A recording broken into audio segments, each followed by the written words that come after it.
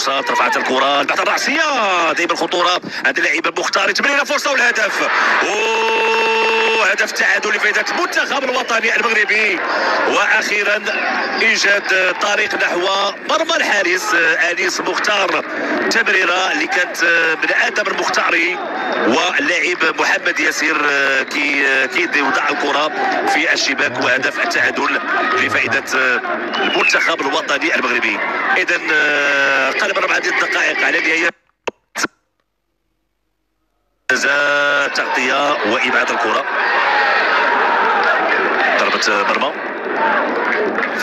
كل منتخب يسعى تدخل كان مرابط فرصه، تدخل وابعاد الكره، تدخل انيس مختار. نفذت بشكل جيد من سمير المرابط لعب الكره بشكل جيد. هنا تدخل ابعاد الكره وابعاد الخطوره، ركنيه لفائده داخل منطقه الجزاء الراسيه. دي فرصه، تدخل ابعاد الكره، خطوره متواصله والمنتخب الجزائري في نصف الملعب.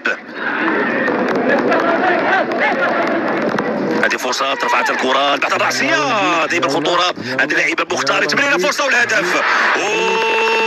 هدف تعادل لفائده المنتخب الوطني المغربي، واخيرا ايجاد طريق نحو مرمى الحارس انيس مختار. تمريره اللي كانت من ادم المختاري واللاعب محمد ياسير كي وضع الكره في الشباك، وهدف التعادل لفائده المنتخب الوطني المغربي. اذا قرب 4 دقائق على نهايه الوقت الاصلي.